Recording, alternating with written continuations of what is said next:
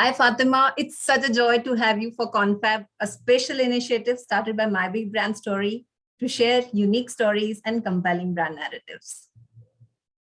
Thank you so much, Monica. I'm very excited to be in conversation with you, and I'm quite excited about all the questions you have for me. Lovely, lovely. So, Fatima, you have had such an incredible journey. You have done MBA, you worked in a corporate, you had such a nice corporate career. Then you suddenly thought of shifting, making a big shift and taking up something in the education space. What do you think has been that motivating factor to kind of take this up as a passion, as a as something where you have contributed so much? So, Monica, like any other commerce graduate, at least from my generation, we pretty much knew what we had to do. We had to do the commerce degree, we had to do the MBA, and then you get into corporate banking, whether it's corporate finance, structured products. I mean, pretty much the road is cut out. And I did all of that. I ticked all the boxes, and have to say that, enjoyed every bit of it while I was there, but it tended to get pretty monotonous. And for someone who actually wanted to be a journalist, that still is my writing passion, which is why I blog so much.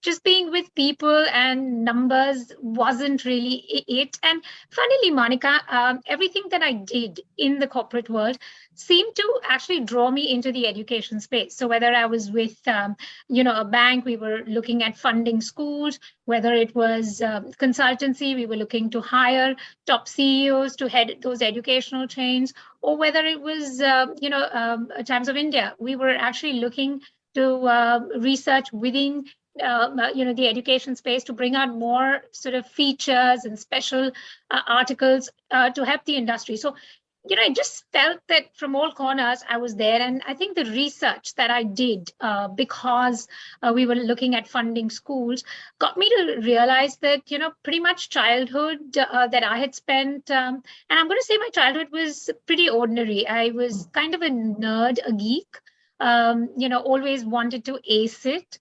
But I think I missed out on life skills. I missed out on the fun. I missed out on memories. And that's when I realized that, gosh, if kids have to go through what I went through, something's wrong, something's amiss. Fortunately for me, my aunt was in education, and she introduced me to my then partner, who needed someone like me from the corporate world because she had pretty much done it very, unstructured. And I think that was a blessing in disguise. But I have to say that I done my MBA, then I did my BEd, then I did my ECC. So I've gone backwards. But I think the MBA in a lot of ways helped me gain the insight that I don't think educators have. And my passion is children. I love children. So at the end of the day, even while I was studying and I was, trying to do my, finish my commerce degree. And by the way, I also did my CPA. I still wanted to teach. So I was a kindergarten teacher.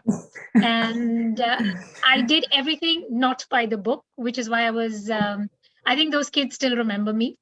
And they never called me Fatima ma'am. It was always Fatima, because I said, why are you calling me ma'am? I'm old enough to be your sister. So that's been my journey. Incredible. It's amazing. The way you kind of said that normally the graph is like you go, you do BEd or you do XYZ and then you do MBA and then you take up, and you did it reverse. And then, starting, a career with a primary school, I think it's incredible because I'm sure you learned a lot, because those days that you spent with these tiny tots would have given you a lot of insight in shaping up their thinking in terms of, planning the curriculums or other things that you actually did afterwards, right? So those few years that you spent have been phenomenal in terms of, enhancing your learning curve. I think it's a...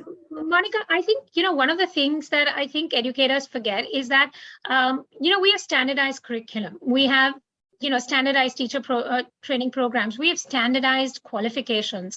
The trick is actually to see the real world, because what's on paper doesn't really work. And I think because I was from the corporate world, I realized this makes no sense. And actually, my inspiration, I have to say, was this kid, Mikhail. I remember I was in F5 BCom Okay. when I was his kindergarten teacher. And he's turned around, 3-year-old, turned around and told me, because he was in junior KG, he was just getting into high school, and he got into one of the top schools. He said, "Don't you think Three Little Pigs is a silly story? Red Riding Hood is so boring." And that's when I realized that maybe this generation needed something more than we had. We did it because we didn't have choices or we weren't exposed. But this generation and the generations after was just super exposed. And I think that reminded me that we needed fresh talent. We needed younger people. Absolutely. And I think, one of the things I want to share with you is that being young in this space takes a little bit of doing, and then you earn respect. But it's one of those journeys. I'm sure it would have been challenging, but at the same time, very rewarding for you, because now if you look back and you connect the dots, you would have by now realized that how much you contributed, even though you're so young. But I think something that we would like to understand here, what do you think was one thing which kept motivating you, other than whatever you have shared, in terms of the human values that you would like to bring forth on this forum? Yeah. So, with the Indian education, I call it the educational maze. Let's talk about it as an industry. For the longest time, we were about standardization. We were about, one size fits all. Now the world evolved, but we still continued to give that one size fits all. And I'm not saying that we weren't achievers. I mean, a lot from my batch have gone on to, United Nations, they're doctors, they're surgeons, they're senior researchers. So I'm not taking away from what we had, but the world moved on. And with the world moving on, I think you needed to recognize that research is going to be important. You cannot say what worked 100 years ago will work now. So you had to change, you had to adapt. And for me, my biggest motivation was that, I looked at it not as a teacher, but I looked at it as someone who was going to find a solution. So, we like our achievers in this country. We love our rankings. I mean, look at any newspaper, whether it's a school being ranked, whether their children being ranked. Only ranking not available at the moment is parental ranking, but I'm sure that'll come around. So we love our achievers. I mean, we celebrate, but what's the story behind that? So there must have been a story. Right. Those kids will always do well, right? There's very little you can do to contribute because they're self-motivated. They have that. Then you have, which is a lot of attention given now. And I ran a school for special needs, and I'm very, very passionate about that project for children with learning difficulties or physical disabilities because they need support, their needs and intervention. So you're now focused on that. But what about the happy-go-lucky in the middle? Absolutely. Who seem to drift because no one really cares about them. They're not going to set the stage on fire with their oratory skills, or they're not going to give you the perfect math score. They're not going to write that essay that's going to, get you 100 on 100. But they're good kids. They have thought, but they seem to be left behind. My motivation was those happy-go-lucky kids. What can we do to work with everyone? Fatima might just be good because she's good with her language, yeah, but she's struggling with math. No one cared about that. We had to compete in everything. And this is my favorite cartoon, Monica. There's Calvin and Hobbes. Little Calvin is asking his father. So basically, I have 9 teachers teaching me 9 subjects. Okay. But I'm only one kid learning all the 9 subjects. So imagine the pressure on me. Lovely. Because I have to do it all. So, you've got to understand that these are little children. Everyone evolves differently at different times. Monica, I spent way too much time with books, way too much time. And I thought there was a better way of lending your life to childhood. And I just wanted to provide every child with that opportunity. The naughty ones, the spirited ones, the happy ones, the bright ones, the lazy ones, the mischievous ones. Lovely. It's amazing.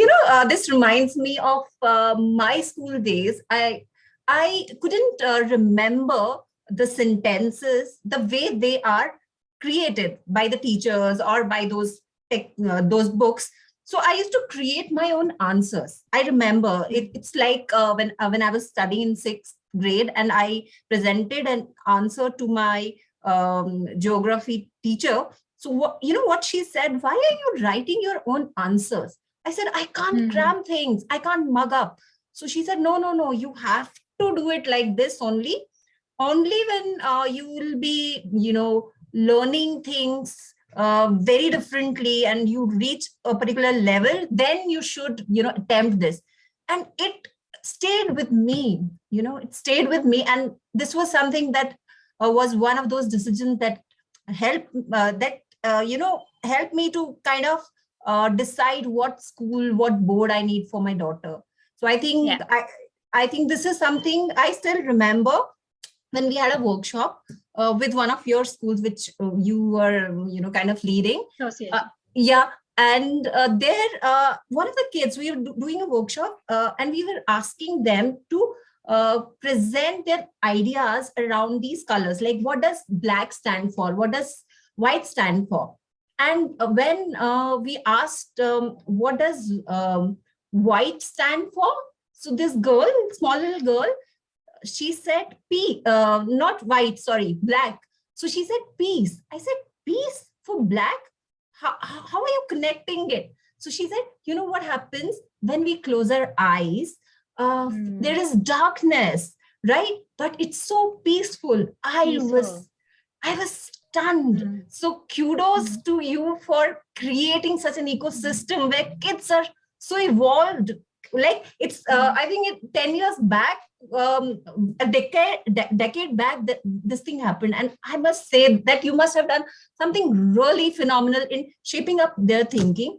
And what do you think was the initial challenge? One is at the learning level or at the execution level, but what do you think at the holistic level? What were the challenges that you faced to establish something unique in our country?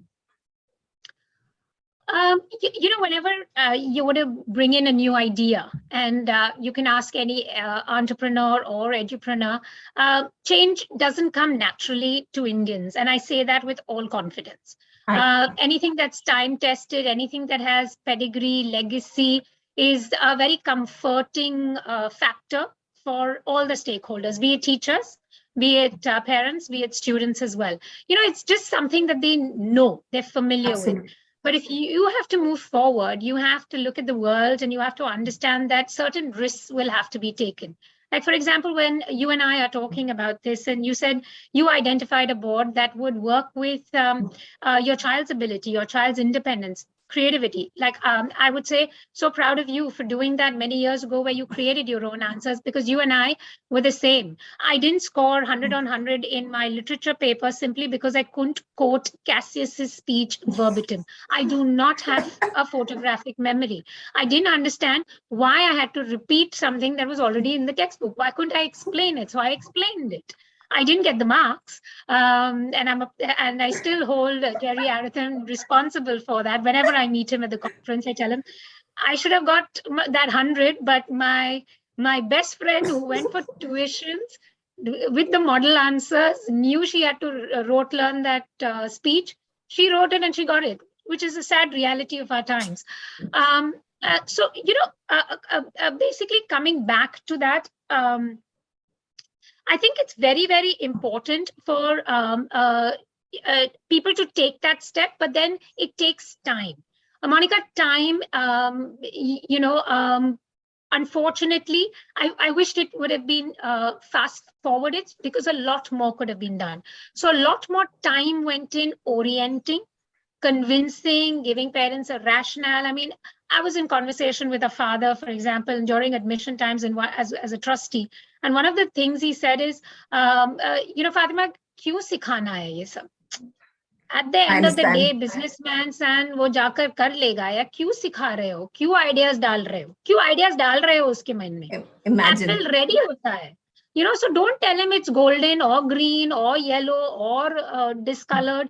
Don't give him so much, because he's going to have to conform. So the time spent orienting parents was a huge investment. I don't think it was a challenge. I loved it. The harder the parents were, the more excited I got to be in conversation with them. Also, we are a very mark-oriented society. So when you're talking Absolutely. about life skills, when you're talking about sport, when you're talking about creativity, they do not understand that these eventually are the skills that Ivy League colleges will respect much more than the marks, because everybody's getting the marks.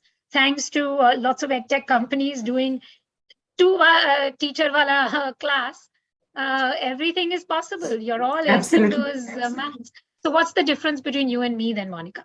So you have Absolutely. something different, I bring something different, but we've not nurtured these kids. So forcing parents to allow us to take academic time and move it into co-curriculars was a big challenge. As far as funding and the school brand is concerned, at the end of the day, an investor wants to see returns and numbers. Absolutely. As long as the enrollments are there, everything is fine. But those enrollments come when there's performance as well. So there had to be that balance of everything. The big challenge with students was that soon they started taking advantage. Okay. They started to believe that, okay, this is easier. I can deal with this, and I can continue to explore. Now that exploration also comes with its sets of rules and boundaries. So that was another journey that we went through, and I still feel kids are the easiest to deal with. They I understand essential agreements. We still have very, very, very, very, very, very painful laws. And if I could add more berries to this, I would. We make it tough for young entrepreneurs to set up quality schools because we're still set in stone. I think the pandemic changed all of that. But yeah, those were some of the challenges. And I think teachers. See, Monica, not everybody is going to be a passionate teacher. And I recognize Absolutely. that. I mean, some people are doing it for money. It's bread and butter. It's a comfortable lifestyle. Some like because, it's respectful. So the motivation is very different. Problem is when the execution suffers. Absolutely. So I think the execution continues to be a challenge for a lot of us in the education space, especially with consultancy schools, because at the end of the day, you can't watch the teacher 24 hours. Absolutely. So you might do some teacher observations, but that fourth day, that teacher's just gone ahead and done what she has. She could have had a bad day. So, it's work in progress. It's very exciting because there's a challenge every day. But the good part is there are enough solutions, there is enough support. But these are some of those challenges, and I don't think there's a problem with funding anymore. Brick and mortar is here to stay. There are enough companies that will invest in schools, good quality institutes, but I wish the laws would be more favoring private sector, because I think that's holding this sector back. And I think the private-public partnership can do well for our country, because I see, the nation moving forward only if the public sector moves. And that unfortunately continues with its set of challenges. I understand. Lovely. So, whatever you are presenting, it's actually an eye-opener, because all of us know a little bit, but what kind of hard work has gone behind all this? It's like tip of the iceberg. We can see only a little bit, but the way you kind of presented this entire story, it's amazing. So I think you have also initiated another project, ACE, right? So could you tell, it's a new entity. It's, I think both Ajit and you have taken up this. What was that, compelling moment, or what was the motivating thing for you guys to take this up? Because I think this is very close to both of you. Yeah. So for the longest time, Ajit's been supporting me whenever I've been associated with school, because I'm pro sport. I never was a sportsman. I never played a sport in my life, but I know the importance of life skills through sport, how you can integrate subject areas, how it's very important for any child to be exposed to it, not from a performance or an achievement aspect, but just from a lifestyle aspect. And the pandemic really demonstrated how important physical fitness is. he was playing.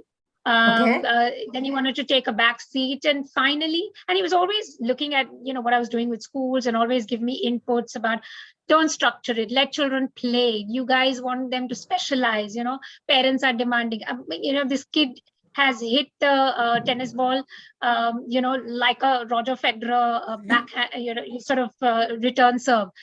He's Roger Federer. Because in our country, you do well means you are the ultimate, right?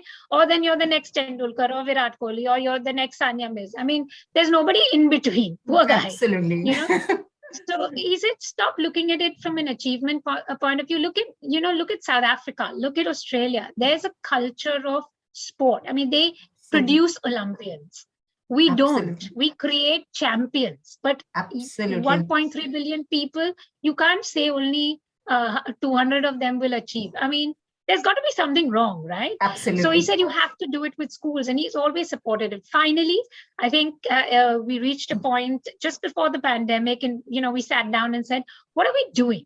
We want to create a foundation. We want to help children. We want to help athletes. I mean, he was fortunate to have supportive parents and a school that supported sports, but I know a lot of the kids do not get that parental support or management support or principal support or teacher support. Absolutely. I've been there. I've been a trustee. I know how it works. So we said, what can we do to bring that level of exposure?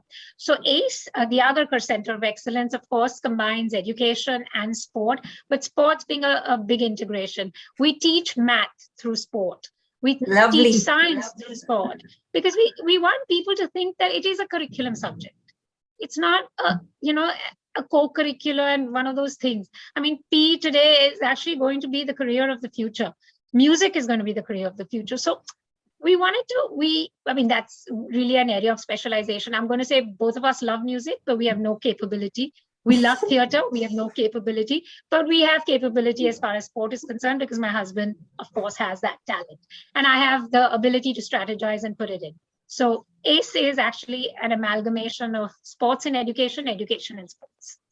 Lovely. Such an incredible thing, I think the way you kind of narrated this, it kind of makes us to think, are we actually creating champions or actually, creating Olympians? It's actually an eye-opener for all of us. We have been having multiple debates on this, but no one has actually taken a step forward in this direction and trying to create something at the grassroots level. I think I'm super happy, and I think this is amazing. As far as Indians need something like a platform, I think it's amazing. So what do you think has been one of those key highlights in your entire journey so far? Like, if you have to kind of present those key highlights, I think it will be something that viewers would love to hear from you. So, I'm a veteran of 3 educational startups. I've been a managing trustee, a de facto principal. I love curriculum, but I love administration as well. One of my big learnings from my first experience as trustee was that we hire too many teachers who don't know how to teach. Qualifications are what it is on paper. You have to go into that classroom to do it. So that's the passion behind the skilling teacher training program that began. So that's a big highlight for me, because I think I may have not touched millions, I may have not touched thousands, but the few hundreds that we have managed to, they've become really special teachers and entrepreneurs in their own way. They're setting up their own schools, preschools. They're heads of department. So I'm glad that we were able to show them that there is knowledge and then there's application. So it's knowledge and application, not just one or the other. So that was a big highlight. I think my biggest highlight is when I speak to parents. I was just on call in the morning. This mother sent me a voice note. She was almost hysterical, and I thought she was going to have a heart attack.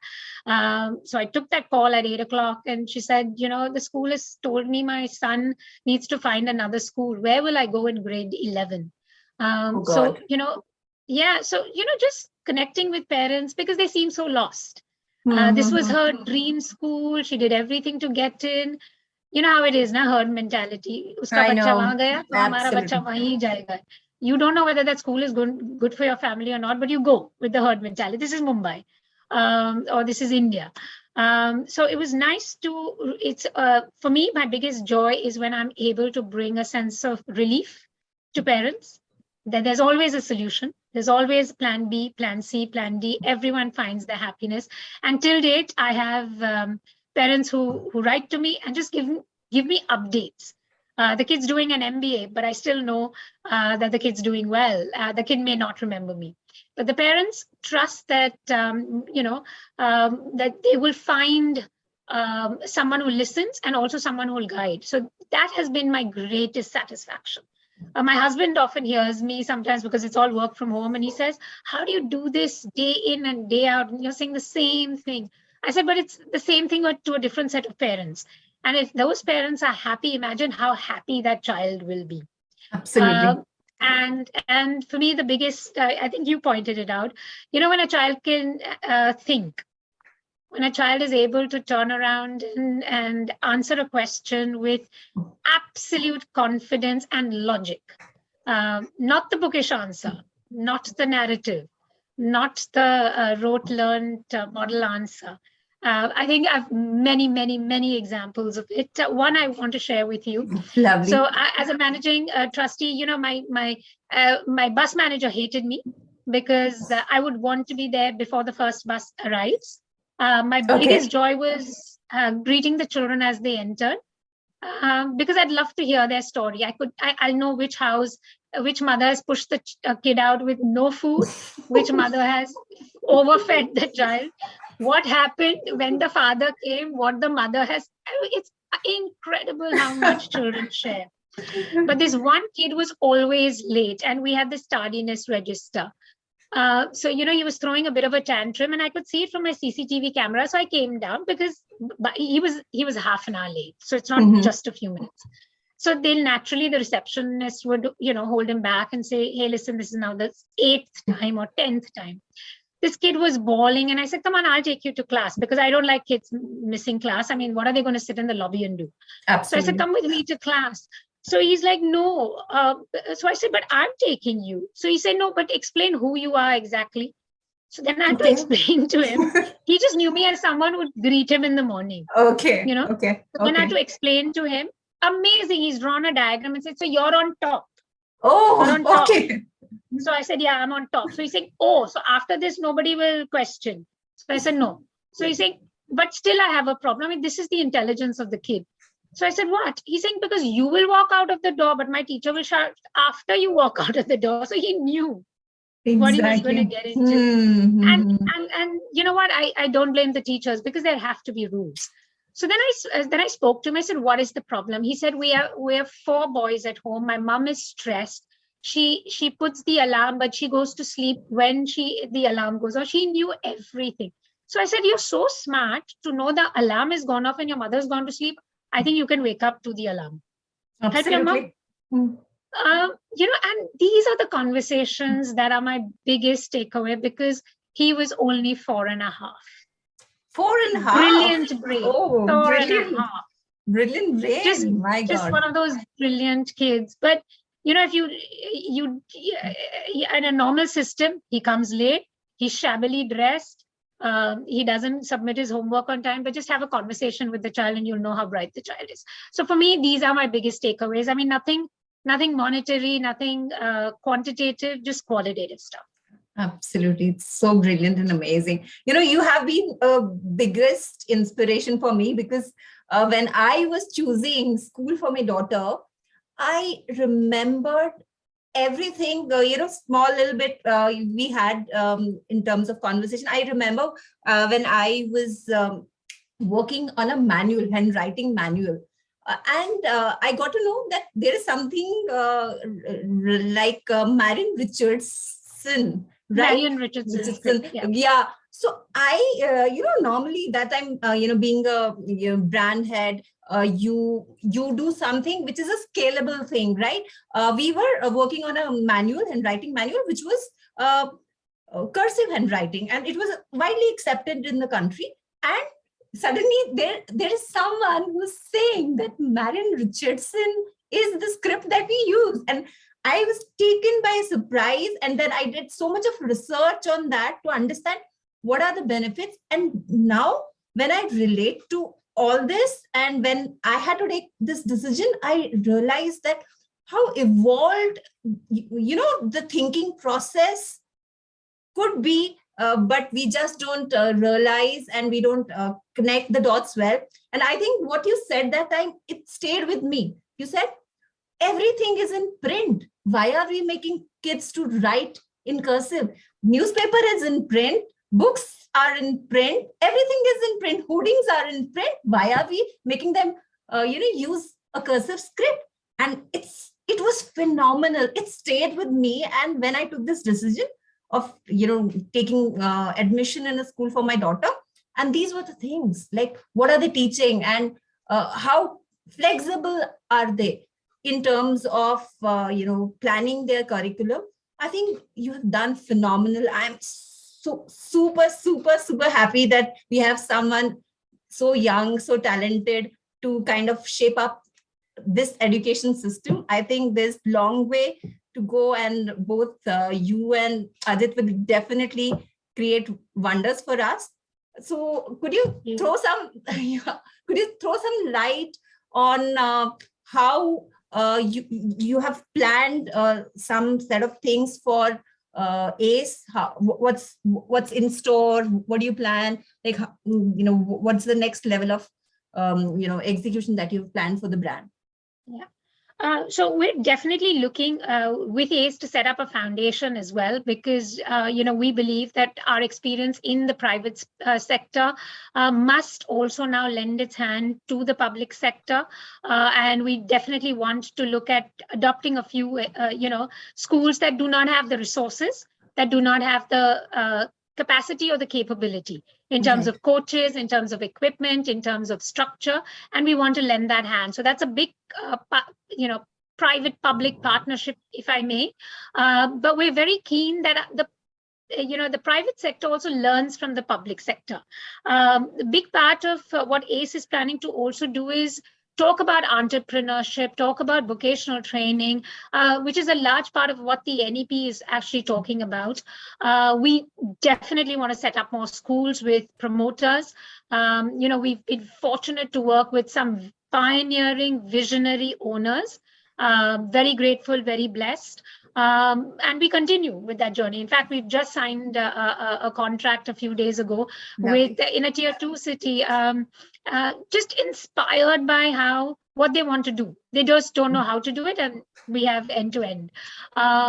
We are definitely going to scale up teacher training. It's not teacher training, it's more teacher skilling, because I still feel we are 20 years behind. And if we have to get somewhere as far as an education sector is concerned in terms of performance, we're going to have to put in more, and there are going to be more hands to play this part. So it has to be a collaborative effort. I'm actually writing a chapter for the National Education Early Years, in chapter, which is headquartered in Delhi.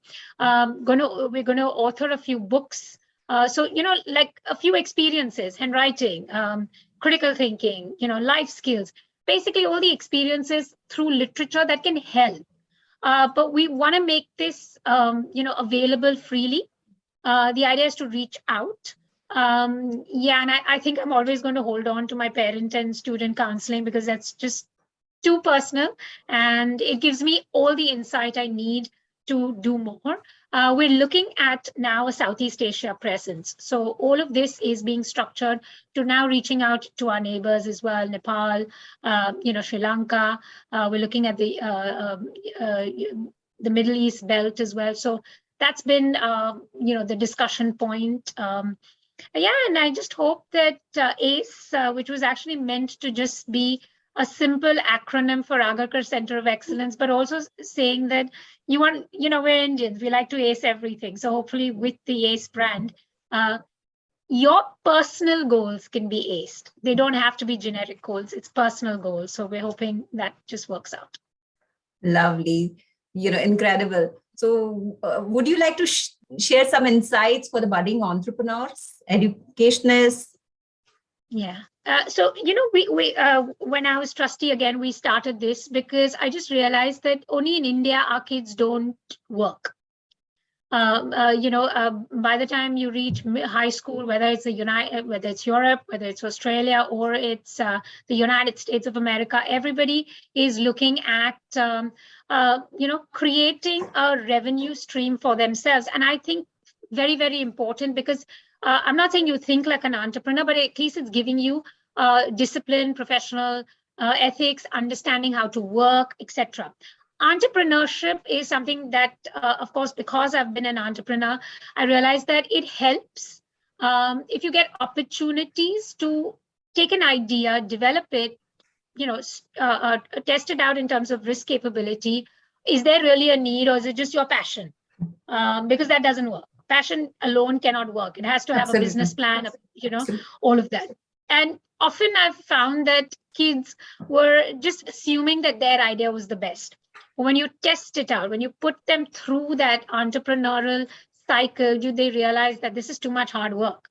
I mean, marketing is a different ball game. Man, people don't respond. People don't read our emails. And I was like, yes, welcome to the world, So the idea to package an entrepreneurship program was to get them to basically design thinking, get them to come up with ideas, because only if they understand the product cycle or the service cycle, they understand the nuances, then you can take a functional role. Absolutely. But when you view it as a whole, and I think that's what the MBA taught me, because I viewed it as a whole, and then I started to specialize with curriculum or administration. I just had a broader perspective. So the whole idea behind the entrepreneurial module is broader perspective, but crisper modules. It's almost like a tutorial. I don't want these kids stretched. One, they have very low attention span, and everything is fast forward thanks to technology. So the program has to be crisp, fast, more field work, more discussions with people, more Shark Tank kind of scenario where, okay, now go out, ask for money. Will someone put money in your project? Right. And if you start thinking like that, imagine those high school years. Imagine what you can contribute in your economics paper, business studies paper, even your literature or math paper. Absolutely. Thank you so much, Fatema, for sharing such valuable insight. We love conversing with you on this platform, and we look forward to having more such conversations with you. I'm super excited that we have this very interesting conversation today, because so far we never ever had anybody from the education sector. I wanted this thing to be taken forward, because this piece in India is still not very, very organized, I think, and you're doing phenomenal work in this space. Thank you, Monica. I have to, say that this is amazing, this initiative of yours to have conversations with people and carry the voice to so many. Education in India is, it's growing. We have miles to go, but we are in a good space. Yes, there's criticism in the media. We're the much loved and hated industry, but all said and done, we have great potential in our children. And for me, the future of our country is in really good hands as long as we all work together to help them. And I think it's going to need a collective effort. It's going to need people like you to have more conversations with people like us. I'm just one of the educators. There are fine brains all out there. But I think people need to understand. I loved what you said. It's the idea behind this conversation is to understand what goes on behind the scenes. And I'm so glad you gave me the platform. Very, very humble. Thank you. Thank you. Thank you so much.